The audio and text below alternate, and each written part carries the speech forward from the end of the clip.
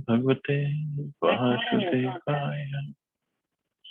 Om Namah Bhagavate Vasudevaya. Narayanam Namaskritya Naram Chaiva Narottamam Devim Saraswatim Vyasam Tato Jayamudire Nashtiprayeshu Bhatreshu Nityam Bhagavata Sevaya Bhagavati Uttam Shloke Bhaktir Bhavati Nashtiki. So continuing with the discussion on Srimad Bhagavatam, Canto 7, Chapter 15, Instructions for Civilized Human Beings. Text number 72 onwards. So Narad Muni, as we studied yesterday, he's describing his past life, even from Brahmaji's last day, previous day. So he could even remember that time.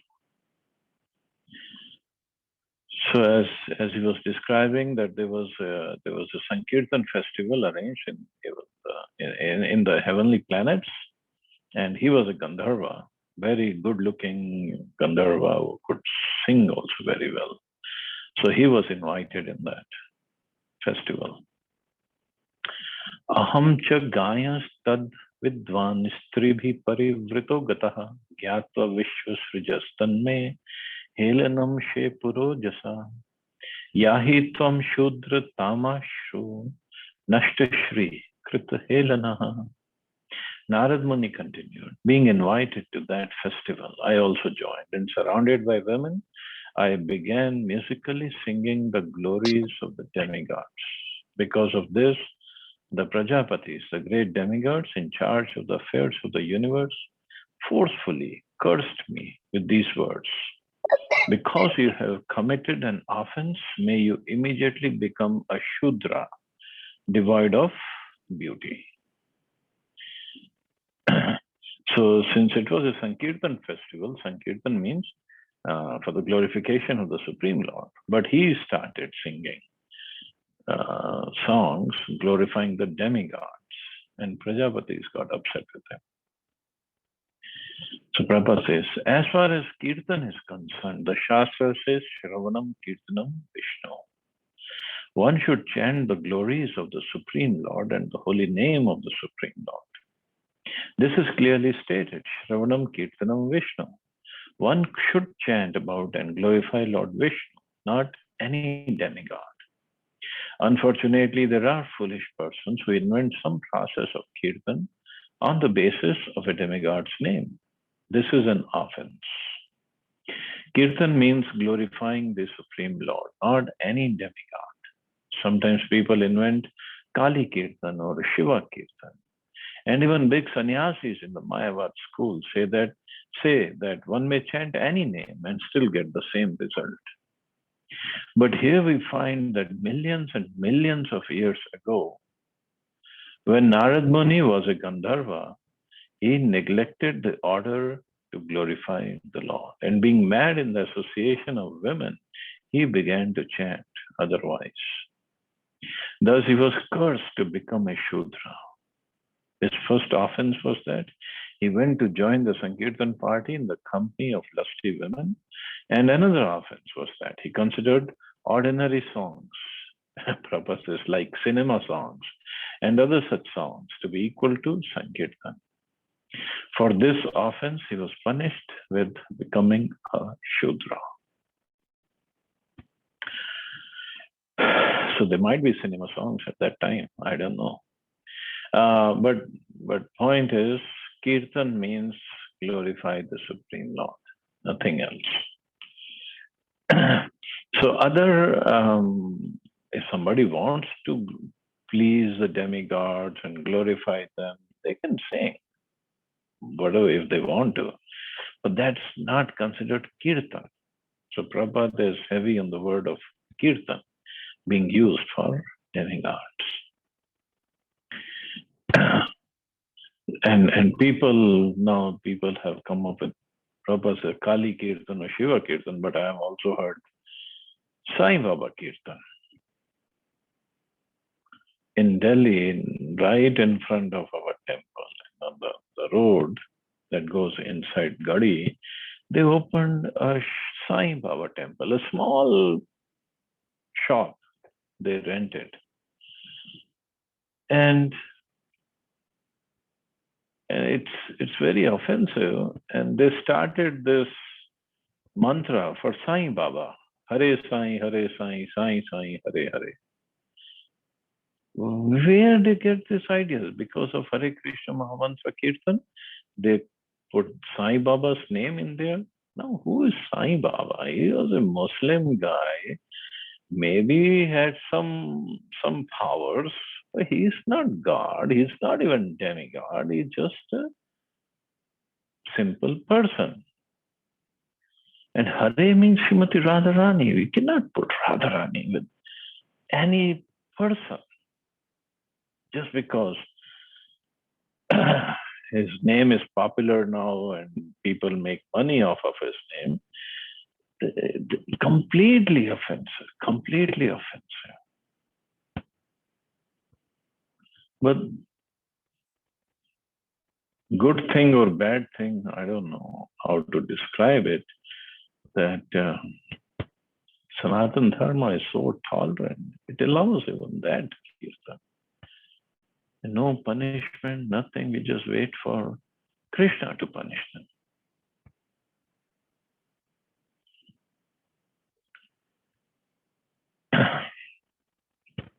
Tavad dasyam aham jagye tatravi brahmavadinam shushrushyanur sham prapto aham brahmaputratam. Although I took birth as a Shudra from the womb of a maid servant, I engaged in the service of Vaishnavas, who were well versed in Vedic knowledge. Consequently, in this life, I got the opportunity to take birth as son of Lord Brahma.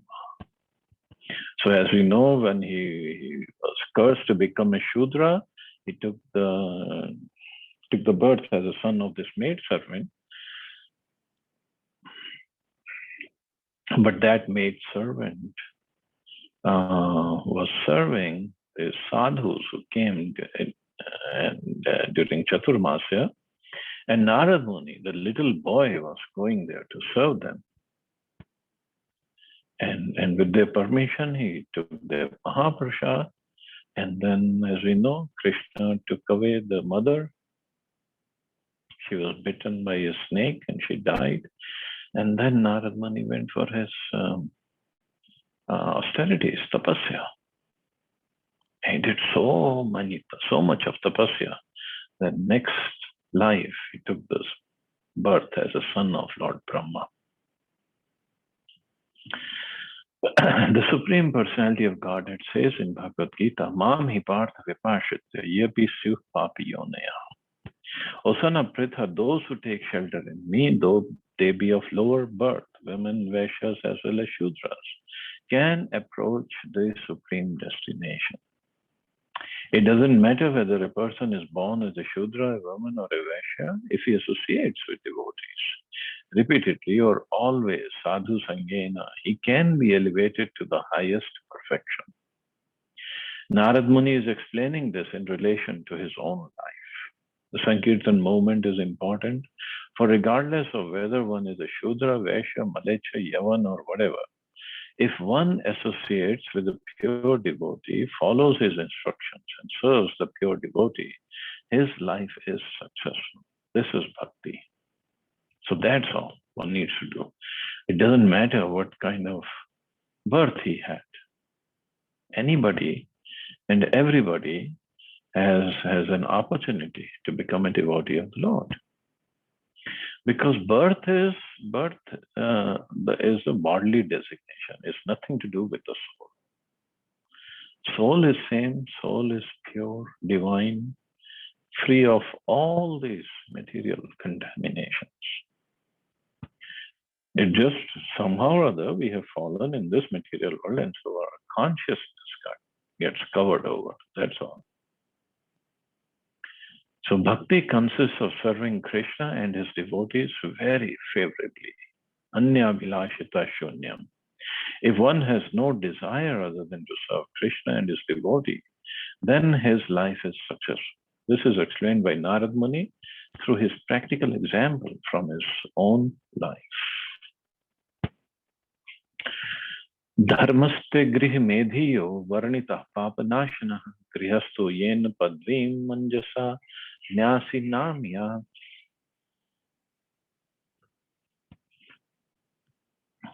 The process of chanting the holy name of the Lord is so powerful that by this chanting, even the householders, grihasthas, can very easily gain the ultimate result achieved by persons in the renounced order.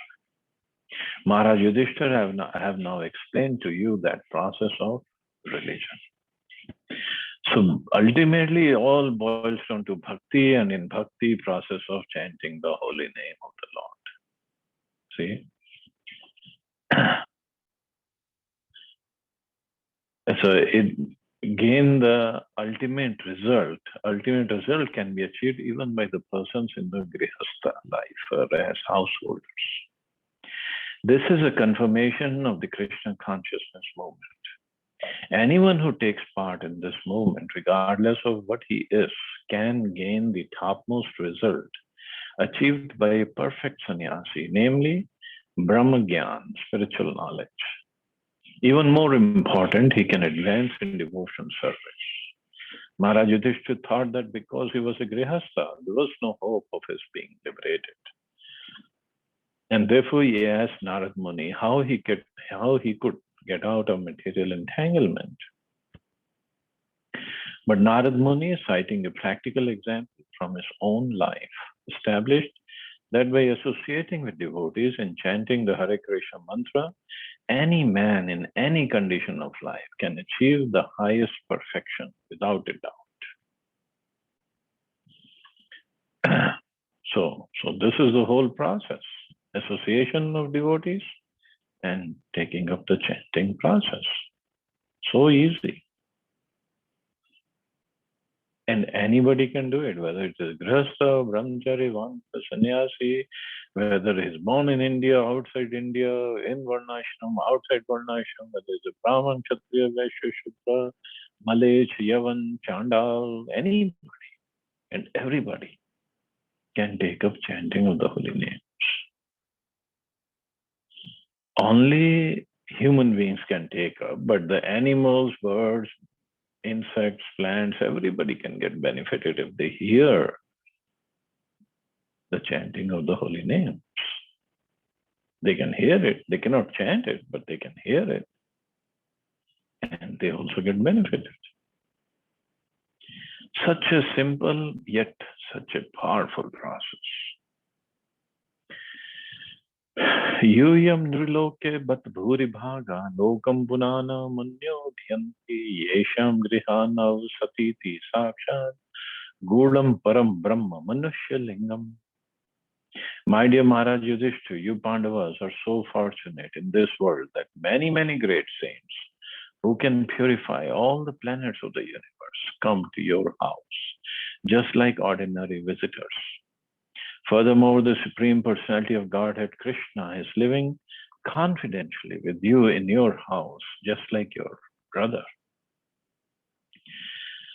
So Yudhishthira Maharaj was lamenting, oh, we are so fallen, and this and that. And Narad Muni is telling, you're so fortunate. So many saintly people, they visit your palace, and Krishna himself is living confidentially with you in your house, just like your brother. Here is a statement exalting you, Vaishnava. In human society, a Brahman is a most respected person. A Brahman is one who can understand Brahman, the impersonal Brahman, but hardly ever one can understand the Supreme Personality of Godhead, who is described by Arjuna in Bhagavad Gita as Param Brahma.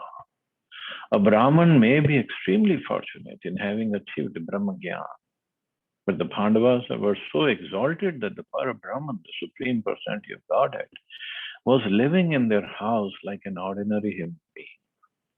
The word Bhuri Bhaga indicates that the Pandavas were in a still higher position than Brahmacharis and Brahmans.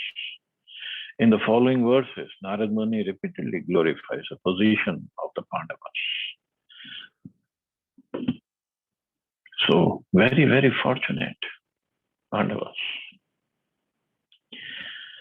Sava ayam brahma mahad vimirgya kavalya nirvana sukhana bhuti priya suhridvah khalu matuleya atmar haniyo vidikrid puruscha.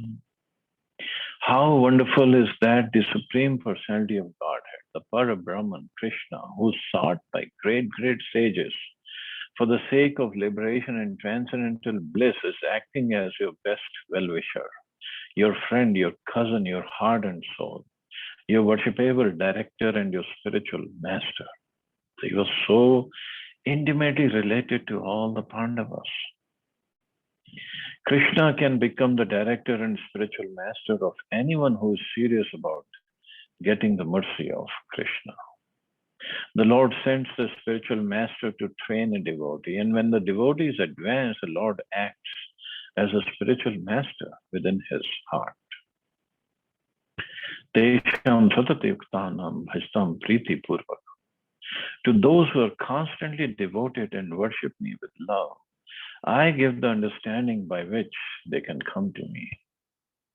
Krishna does not become the direct spiritual master unless one is fully trained by his representative spiritual master. Therefore, as we have already discussed, the Lord's representative spiritual master should not be considered an ordinary human being. The representative spiritual master never gives any false knowledge to his disciple, but only perfect knowledge. Thus, he is a representative of Krishna. Just like Krishna doesn't give false knowledge or just made up knowledge, he gives ultimate knowledge. That's what he says in Bhagavad Gita to Arjuna. After knowing this, you have nothing left to be known. The topmost knowledge. So similarly, the guru or representative spiritual master, he cannot give any false knowledge. And if he gives, he is not a guru. If he is still teaching about how to make progress in the material life, he's not guru. He cannot be considered a guru. He could be a teacher, technical teacher or something, not a guru. Guru word is very heavy actually. And actually guru means one who is heavy because of his instructions. But we use this word guru in a very cheap way.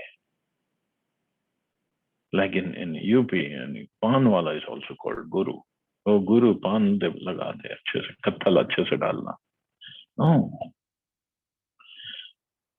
So it's a very sacred word, guru, because he should be served or respected as good as God. Because he is giving the instructions, the knowledge by which a disciple can make progress towards God. So not an ordinary person. Krishna helps as a guru, a spiritual master from within, as Paramatma, and from without, outside also. From without, he helps the devotee as his representative, and from within, he talks personally with the pure devotee and gives him instructions by which he may return home back to Godhead. So this is the only purpose of Guru, to prepare a disciple how to go back home, back to Godhead. Prepare with his instructions, prepare with his example, and prepare by making the conditions for the disciple or making the environment so that he can progress. Nazyasya sakshat bhav padma jadibhi rupam dhiya vastu tayopavarnitam maunen bhaktyopaśmena pujitaha prasidatamesha sata sattvatam patihe. Present here now is the same Supreme Personality of Godhead, whose true form cannot be understood even by such great personalities as Lord Brahma and Lord Shiva. He is realized by devotees because of their unflinching surrender. May that Supreme Personality of Godhead, who's who's the maintainer of his devotees and who's worshipped by silence, by devotional service, and by cessation of material activities, be pleased with us. So Lord Krishna is not properly understood even by such exalted personalities as Lord Shiva and Lord Brahma. What to speak of ordinary men? But by his causeless mercy, he bestows the benediction of devotion upon his devotees, who can thus understand Krishna as he is. So he, by his mercy on devotees, why? Because of their devotional service, their devotional attitude, they can understand Krishna to the degree Krishna wants them to understand him. See, everything is controlled by Krishna.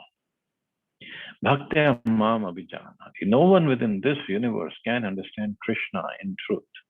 But if one engages in devotional service, one can understand him perfectly well.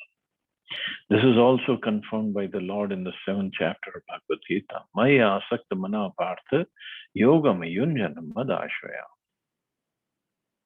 Now hear, O son of Pritha Arjun, how by practicing yoga in full consciousness of me, with mind attached to me, you can know me in full, free from doubt. Lord Krishna himself teaches how one can understand him perfectly well, without a doubt. Not only the Pandavas, but everyone who sincerely accepts the instructions of Krishna can understand the Supreme Personality of Godhead as he is. After instructing Yudhishthira Maharaj, Narad Muni prays for the Lord's blessings, that he be pleased with everyone and that everyone become perfect in God consciousness and return home back to Godhead. So he's praying in the shloka that may he be pleased with us. With us means with everybody. This is also beauty of devotees. They don't want to keep the mercy only by themselves. They want everybody to have that mercy. Shri Shukavacha iti devarshina proktam nishamya bharata rishma pujya masa supritaha krishnam cha prema vivalaha. Shri Shukdev Goswami said, Maharaj Yudhishthira, the best member of the Bharat dynasty, thus learned everything from the descriptions of Narad Muni. After hearing these instructions, he felt great pleasure from within his heart, and in great ecstasy, love and affection, he worshipped Lord Krishna. It is natural that when someone belonging to one's family circle is understood to be very great, one becomes ecstatic in now, thinking, oh, such a great personality is our relative. When Shri Krishna, who was already known to the Pandavas, was further described by Narad Muni to be the Supreme Personality of Godhead, naturally the Pandavas were amazed, thinking the Supreme Personality of Godhead is with us as our cousin. Certainly their ecstasy was extraordinary. And the same thing happened with Arjun, when Krishna showed him the universal form. So first he was bewildered. What is this I'm seeing? Hands and legs everywhere. And it was very terrible scene that he saw. And then he requested, please come back to your original form. I understood everything. Now I cannot hold this vision any longer. So then he understood. Of course, Krishna always covers his devotees with his Yog Maya because he doesn't want to lose that relationship, that mellow, that feelings of those relationships with his devotees. Just like he showed Mother Yashoda the whole Brahman in his mouth. But then when Mother Yashoda was little bewildered, Krishna withdrew it. He just covered her with Yoga Maya so that she forgot he is God. If she remembers he is God always, then how would she deal with him as his little son? Here, Mother Yashoda, after this incident, she tied him up as Damodar. How can, if she acted as God, the Supreme Personality of Godhead, and she would not even dare to even touch him or chastise him or run after him with a stick or try to tie him up. No way. And Krishna wanted to taste that love. Yeah, I have plenty of devotees who treat me as God. I have only one mother, Yashoda. So I want to taste that sweetness of motherly love. So he also has desires. It's not that in spiritual world there are no desires. There are desires. But the desires are there for us to please Krishna. And Krishna has desires to please his devotees. Because when he acts as a little boy, little child, naughty child, Mother Yashoda gets lots of pleasure. Lots and lots of pleasure. So those desires are there. So we don't become desireless when we go back to the spiritual world.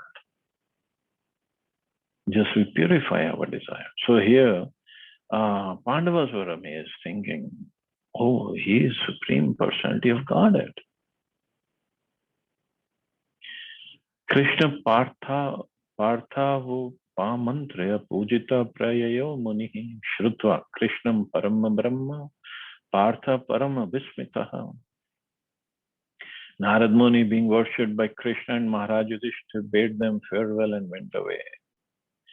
Yudhishthira Maharaj, having heard that Krishna, his cousin, is the Supreme Personality of Godhead, was struck with wonder. After hearing the conversation between Narad and Yudhishthira, if one still has any doubts about Krishna's being the Supreme Personality of Godhead, one should immediately give them up. Asanchayam samagram. Without any doubt and without any defect, one should understand Krishna to be the Supreme Personality of Godhead and thus surrender at his lotus feet. Ordinary persons do not do this, even after hearing all the Vedas. But if one is fortunate, although it may be even after many, many births, he comes to this conclusion that Krishna is the Supreme Personality of Godhead, and our job is to surrender to his lotus feet. That's all.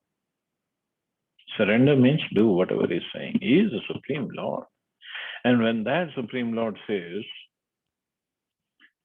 you just do my bhakti, I take care of everything. I personally protect what you have and I personally supply what you lack. Now, what is difficult for the Supreme Personality of God? Nothing. It doesn't even have to desire to do it. It will be done. That's it. It's just faith has to be there. Iti dakshayininam te prithag vansha prakirtita devasura manusyadya loka yatra characharaha. On all the planets within this universe, the varieties of living entities, moving and non-moving, including the demigods, demons, and human beings, were all generated from the daughters of Maharaj Daksha. I have now described them and their different dynasties. So thus ends the 7th canto, 15th chapter, but that ends the 7th canto also. And Prabhupada says he completed on the night of Vaishakhi Shukla Ekadashi, the 10th of May, 1976, in the temple of Panchtattva, New Navadvip, Honolulu, Hawaii. Wow.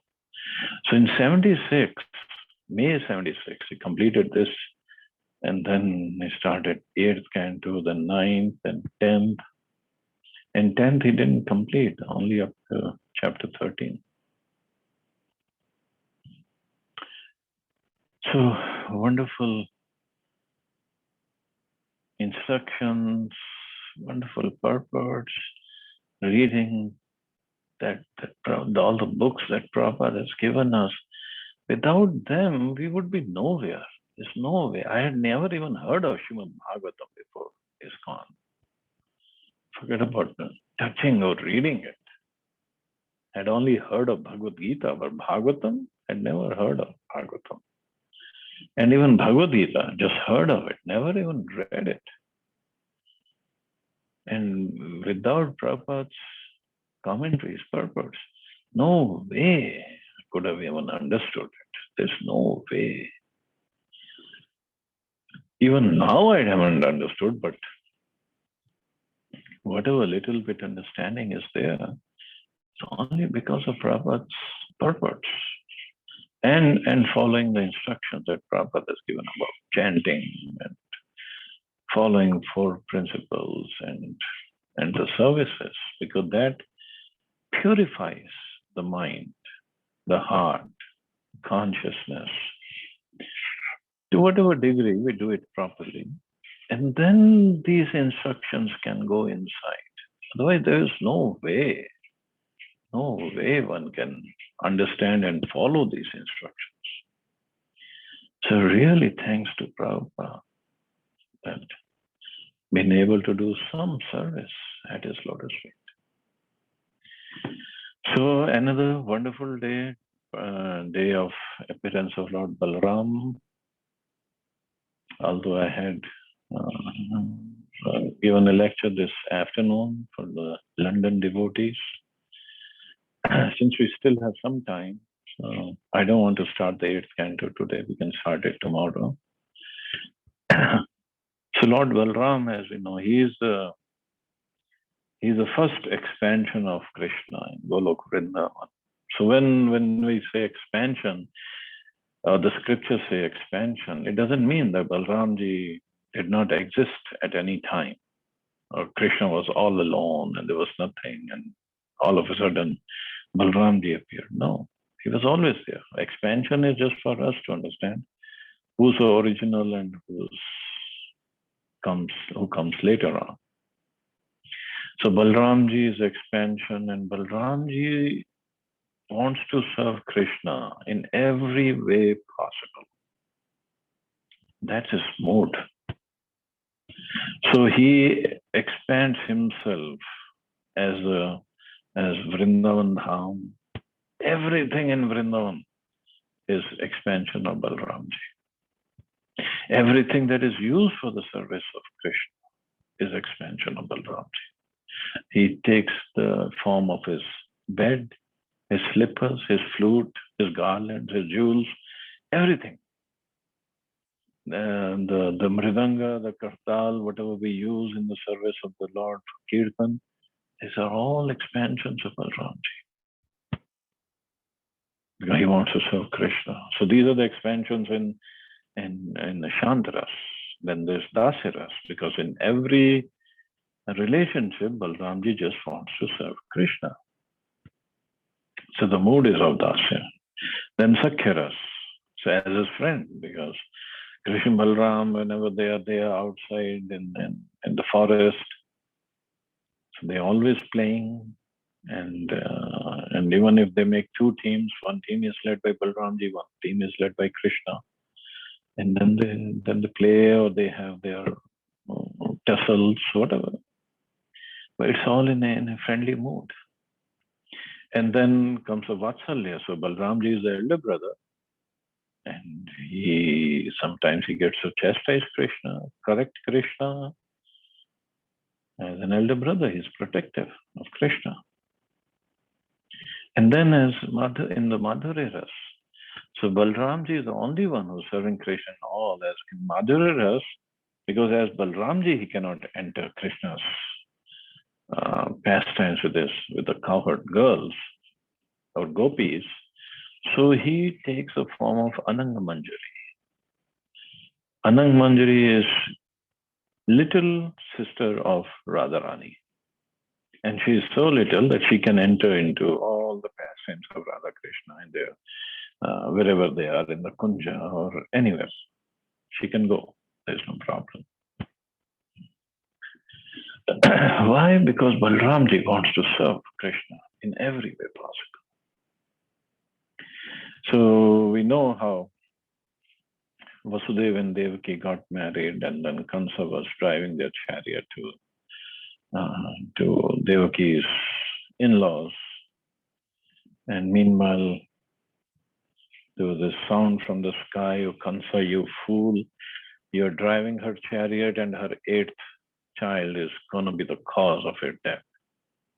And Kansa just wanted to kill Devaki right away. If Devaki is not there, forget about her eighth child. So I'll not die. But Vasudevji somehow pacified him, and then he said, "I'll bring all the children to you. You worried about eighth child? I'll bring all the children. You do whatever you want to. You have no fear from Devaki. You have only fear from her eighth child. So why you want to kill Devaki?" So Kansa somehow agreed to this proposal. And then Vasudevji took all the 6 children before 7th progeny, and Kansa killed them all. And then Balramji appeared in the womb of Devaki, and from there, Krishna ordered Yogamaya to take Balramji from Devaki's womb to Rohini's womb. Rohini was living in Gokul with Nanda Baba and Yashoda Maya. Rohini is wife of Vasudev, but when they went to prison, he asked her to go to Gokul. So Balramji was transferred. And when Balramji was in the womb of Devaki, she was very effulgent. And Kansa was really afraid that what is happening here? Is the 8th child appear right away? I mean, after 6? So what happened to the calculations and this and that? But then the 7th child was transferred, and he thought, no, she had a miscarriage. So he was very happy. But Acharyas have explained these 6 children of Devaki, they represent 6 anarthas in our heart. Devaki represents bhakti. Kansa represents fear. So when we are afraid of the taking birth again in the material world, then we'll remove these 6 anarthas from our heart. And once they are removed, then Balramji, who's the Adi Guru, original Guru, he will appear in our heart with his favorite weapon is a plow, and he will prepare the field of our heart with his plow, make everything soft and smooth, so that Bhakti Lata can be roped in there, can be planted, so that Krishna was the 8th womb, so Bhakti Lata, Krishna Prem can be planted in our heart. So without the mercy of Guru as Balramji, instructions and making the heart, the soil or the land of the heart suitable for Krishna Prem to be cultivated, it's not possible to grow anything. So Krishna Balram, and we know how when Krishna was born, then he was also transferred to Gokul. So Krishna Balram, they were growing up in Gokul in the courtyard of Nanda Maharaj, and both the mothers, Mother Yashoda, Mother Rohini, they would be so happy looking at the pastimes of Krishna Balram. They were, when we think our children are naughty, now multiply that by trillions and trillions of times, and that was Krishna Balram, their naughtiness. But all the gopis, all the gopas, they just loved Krishna Balram. And there were many, many pastimes. And one particular pastime that is coming to my mind is, we know this Aghasur, who Kansa was sending every day so many asuras to kill Krishna. So Aghasur came, and he was a big, big, big snake. Now that also happened to be the day of Balram Jayanti, because Balramji was kept by Rohini, Mother Rohini, at home. So it was his birthday, and birthday means he was supposed to do some pujas, yagyas, give charity to the Brahmins, so many things. So Balramji didn't go to the forest that day with Krishna and his friends. There was another reason. Because Aghasur, or that Asura, took the form of a snake. And Balramji is the original snake, Anantashesh. So all the snakes, they respect Balramji. So Aghasura could not have entered Vrindavan or could have tried to hurt the friends of Krishna in front of Balramji. There was no way. So since that day Balramji wasn't there, he came. And another pastime happened, so I'll come to that. So he came and he just sat there or lied down on the path of all these gopas. And the gopa, and he opened his mouth, and it is said his upper lip was touching the clouds. And his whole mouth looked like a big, dark cave. And his tongue, he let his tongue out. His tongue was like a nice highway. And the gopas, they thought, oh, it's a nice cave. Let's go play in there. We have never seen this cave before.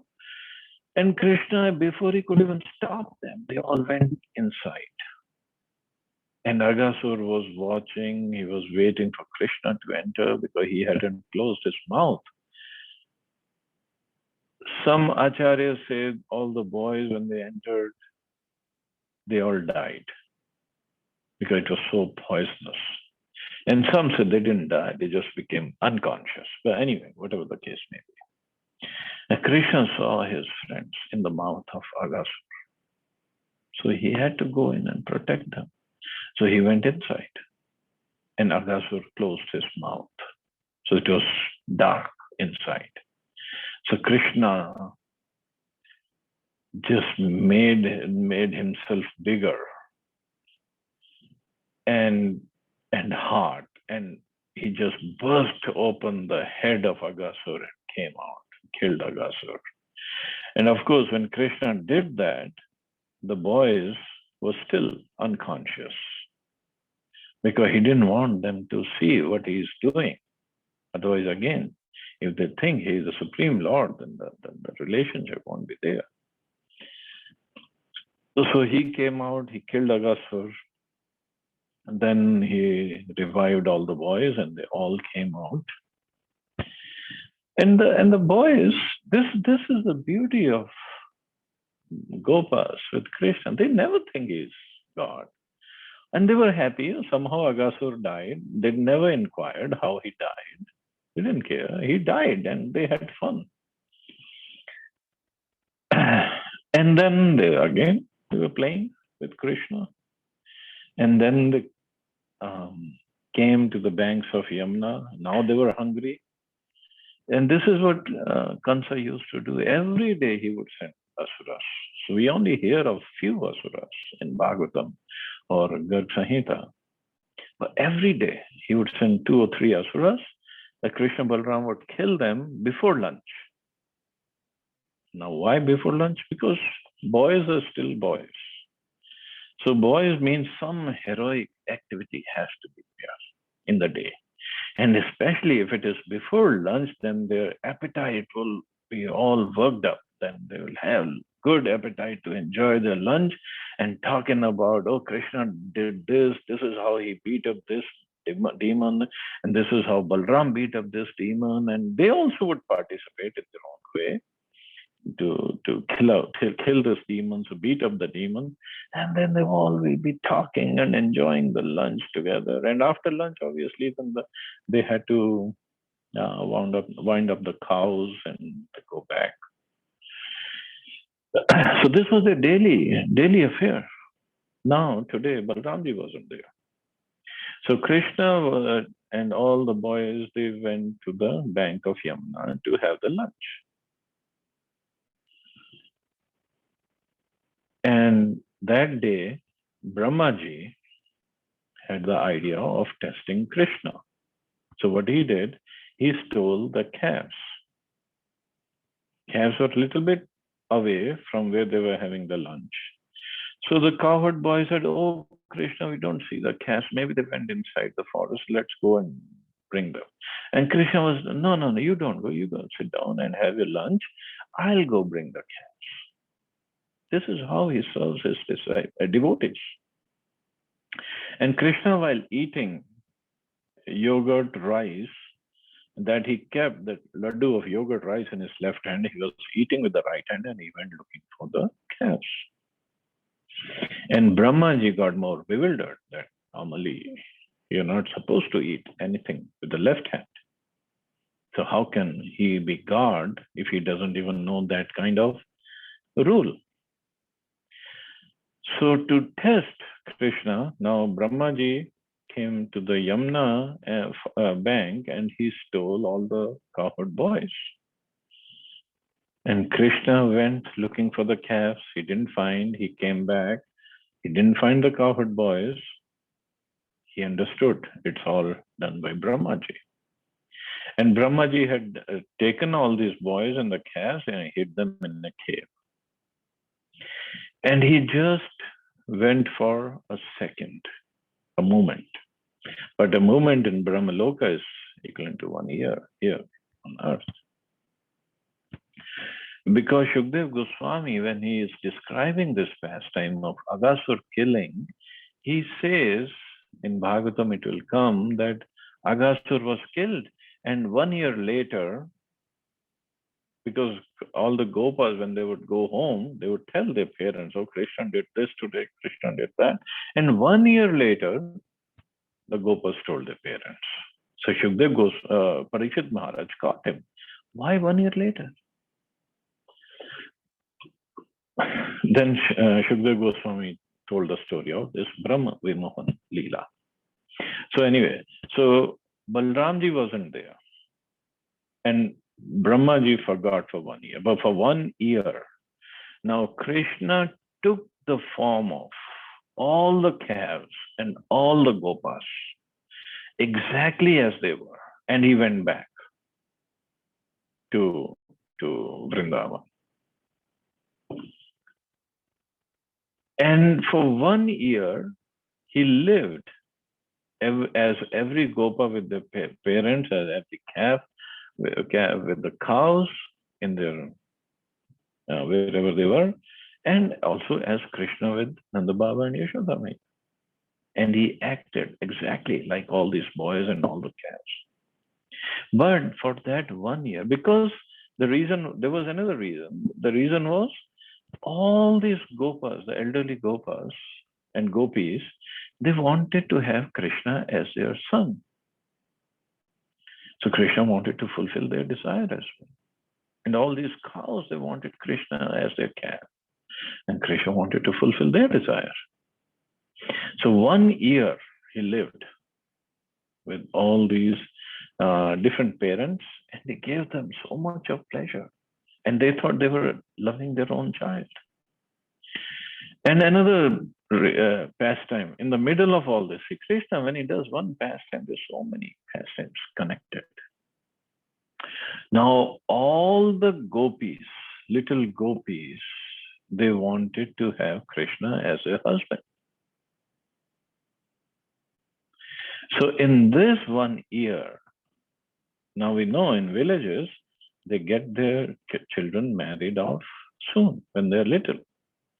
So in this 1 year, Krishna as Gopas or little Gopas, he inspired his parents to get these Gopas married to all these little gopis. So actually, all the little gopis, they married Krishna. They did not marry the Gopas. So when the Ras Leela happens, Krishna was actually dancing with his own wife. He was not dancing with somebody else's wife. So these points one has to know before understanding why Krishna does whatever he does. So anyway, so 1 year passed by. And then before the year was over, about 5-6 days before, Krishna and Balram and all these gopas and all these calves who were all Krishna, they were in the forest. And all of a sudden, Balramji saw that the cows on top of the hill, on the top of the Golden Hill, they saw their calves in the valley at the bottom of the hill, and they started running towards their calves with full speed. Their udders were full of milk, and they were developing so much of love for all these calves. They were running, and all the elder gopas on top of the hill, they were running to love their children who were at the bottom of the hill with Krishna. And Balramji was watching all this. What is this happening? It never happened before. And then he understood. Something mysterious is going on. Maybe it's all Krishna. And they want to, they really actually love Krishna. So he asked Krishna what is happening. So Krishna explained, this is what happened. And actually, this is all me. So again, when 1 year passed, again on Balram Jayanti, Balramji was home, and then Brahmaji, when he came back, and he saw Krishna was still enjoying lunch with the gopas at the banks of Yamuna, and the calves were there, and he got bewildered. He went to the cave, and he saw in the cave all the gopas and the calves were sleeping there. He came back, gopas and calves were there. He went back, gopas and calves were there. He got bewildered. Then he saw all these gopas and calves who were with Krishna. They all turned back into Krishna, and then Vishnu were there, Lord Shivas were there, Indras were there, and then Brahmaji understood, I made a big mistake. So he paid obeisances, he rolled on the ground, and all his 4 heads were touching the ground at the same time. At the lotus feet of Krishna, he begged for forgiveness. And then he spoke of beautiful prayers glorifying Krishna. But for this 1 year, Krishna was not at all upset with Brahmaji, because this 1 year, he spent the time with the cows and the parents of the gopas. And he was very pleased, actually. But anyway, that was actually the last chapter that Prabhupada translated. And after that, he left his body. Well, when we come to 10th canto, we'll read. But so this is also what happened on Balram Purnima tomorrow. Or for me tomorrow, for you all today. Anyway, we'll stop here. See anybody has any questions or comments.